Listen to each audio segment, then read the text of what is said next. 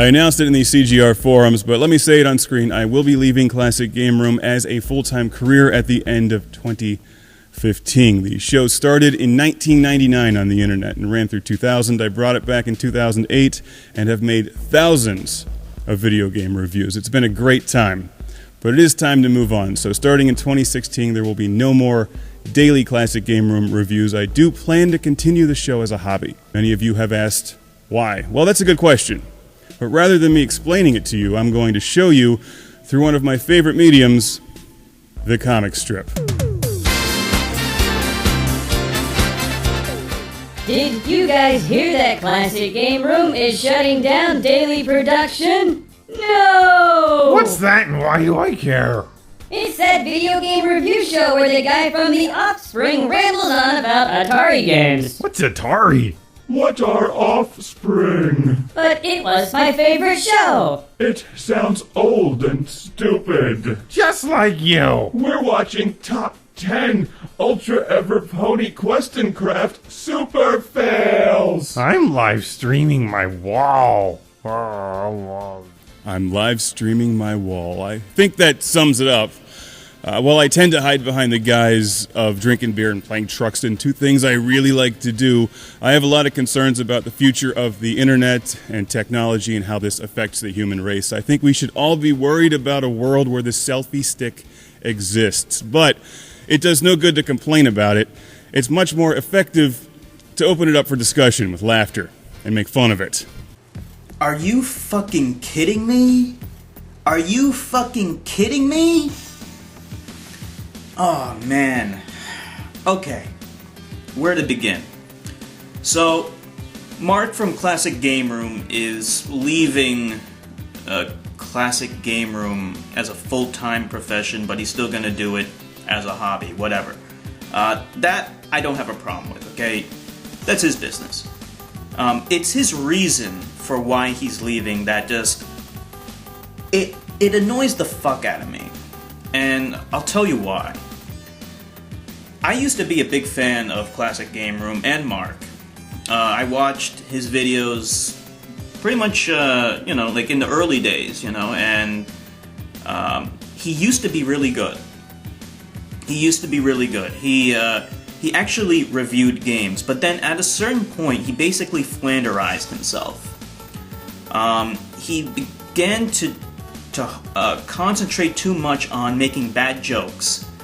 And instead of actually reviewing games, he would just, in the words of K-Wing, talk about eating a hot dog or driving to the supermarket. He wasn't even talking about the game. Like I was about to say, he wouldn't review games, he just talked about the games. He didn't even do that. At a certain point, he just talked about irrelevant, nonsensical shit and made bad joke after bad joke after bad joke and used his, demonstrative actions and his inflections in his voice to make it sound humorous when it wasn't. Like, in the early days when he actually did reviews, it was okay for him to do that once in a while because, the actual substance of the review was actually pretty good. And he made his bad jokes in a way that wasn't too intrusive, and once in a while you could get a chuckle out of it, because it wasn't too much. But, like I said, he flanderized himself to the point of where it became too much, where that was actually the substance of the review, was his bad jokes and him talking about irrelevant shit that had absolutely nothing to do with the game. And he kept on repeating the same stupid jokes over and over again, like beasts shooting fire out of their mouths over and over again, and he kept on talking about Truxton 24/7 in reviews that had nothing to do with Truxton, and he kept on talking about how this game should be on the Atari 2600 or on the Vectrex, and I could do an entire rant about the Vectrex, which I might do a little bit later in this video, but the point is that his reviews, he always prefaced his reviews by saying, this is a journalistic review. He has never made a journalistic review. Ever. He has never made a journalistic review. None of his reviews are journalistic, despite the fact that he calls it a journalistic review. It's kind of like how North Korea calls themselves the Democratic Republic of Korea. They're not democratic at all. Just like he doesn't make journalistic reviews. And that would have been fine, okay? That would have been fine for him to make all those crappy videos. I stopped watching his videos once it became too much. Once he started, when he did the first review of an AV cable for the Sega Genesis, that was kind of funny for him to do it once. But then he kept on reviewing more and more stupid shit. And it's like he makes jokes that are funny only once, but he doesn't realize that it's not funny a second time, and a third time, and a fourth time, and a fifth time. You know, kind of like those idiots that keep on making Chuck Norris jokes to this day, even though they haven't been funny in years. You know, he's kind of like that. He has that mentality where he doesn't get it. He has no emotional intelligence. But it would have been fine. I unsubscribed to him at that point, and I didn't have any interest in watching his videos anymore because they were just so inane. It's his reason for why he's leaving YouTube that pissed me off. Because he doesn't come out and say it, but he's basically bitching about other video game people, I guess, making videos about streaming. They're just doing Let's Plays, and he doesn't want to have any part of that. He doesn't want to do that himself. He doesn't want to do Let's Plays. He doesn't want to stream.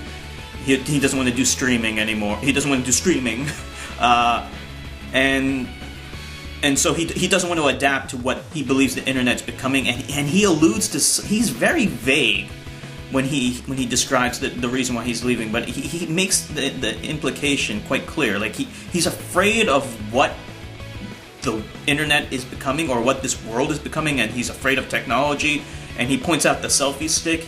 I guess that's his example of, this is stupid, and I don't want to live in a world where people have selfie sticks walking around, but reviewing AV cables is okay. It's like, do you really think that this is anything new? Yeah, I agree with you, the selfie stick is incredibly stupid, okay? But what else is new? There's been stupid shit all throughout history. I mean, in the 90s, we had those stupid slap bracelets. It was just a fad. It went out of style pretty fast. The selfie stick, you know, I'm sure people have always been taking selfies, by the way. That's nothing new. It's just easier to take a selfie now. Now, the selfie stick, whatever. It doesn't fucking matter. What the hell does that even have to do with making videos on YouTube? If you have such a big problem with that, just make a rant about it. You know, like, it just enrages me that he's basically criticizing stupid shit in our society when the content of his videos has been stupid shit. It's been non-stop stupid shit. Just reviewing nonsensical, irrelevant crap. And for him to have the temerity to then criticize nonsensical, irrelevant crap, it just reeks of hypocrisy. That's what annoyed me so much when I watched his video. You know, kind of like a running joke among his fans is that he never reviewed a game that he didn't like. You know, he never actually said anything negative about a game, which indicates something, that he's not just being nice, he's not conveying pertinent information about video games. And now you might be saying, well, that's not what his reviews are supposed to be about. He's not IGN, he's not GameSpot. Okay, then why the fuck does he keep calling his reviews journalistic reviews? Don't fucking call it that. In fact, don't even call them reviews. Because they're not. They haven't been reviews in a long time.